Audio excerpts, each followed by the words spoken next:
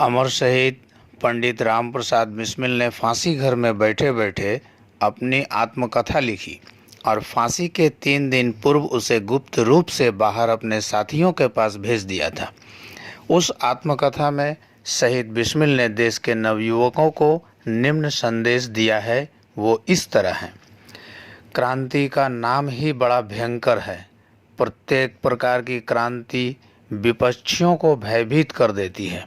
जहाँ पर रात्रि होती है, दिन का आगमन जान निशाचरों को दुख होता है। ठंडे जलवायु में रहने वाले पशु पक्षी गर्मी आने पर उस देश को भी त्याग देते हैं। फिर राजनीतिक क्रांति तो बड़ी भयावनी होती है। मनुष्य अभ्यासों का समूह है।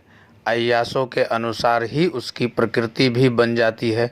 उसके विपरीत जिस समय कोई बाधा उपस्थित होती है, उसको भय प्रतीत होता है। इसके अतिरिक्त प्रत्येक सरकार के सहायक अमीर और जमींदार होते हैं।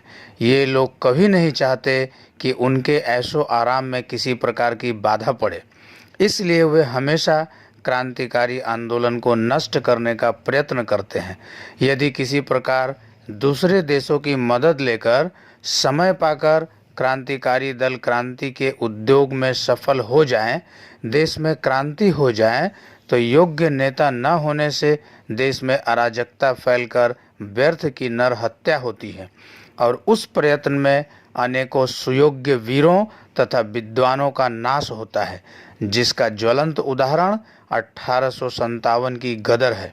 यदि फ्रांस तथा अमेरिका की भांति क्रांति द्वारा राजतंत्र को पलटकर प्रजातंत्र स्थापित भी कर लिया जाए, तो वे बड़े बड़े धनी पुरुष अपने धन बल से सब प्रकार के अधिकारों को दबा बैठते हैं।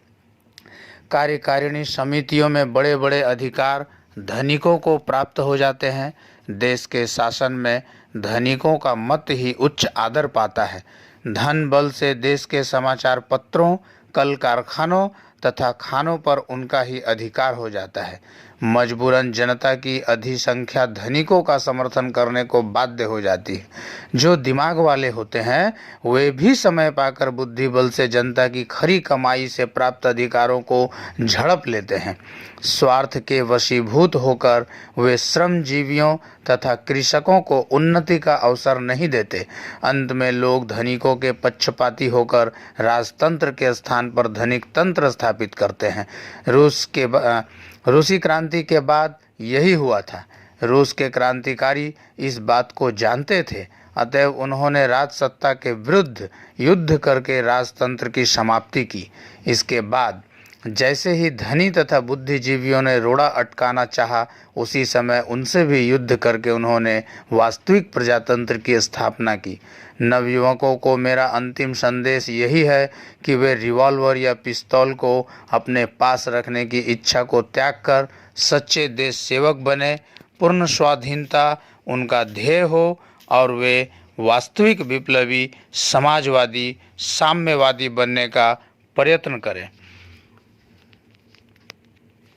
यह बात शहीद बिस्मिल की आत्मकथा पेज 92, 93 और 103 से लिया गया है।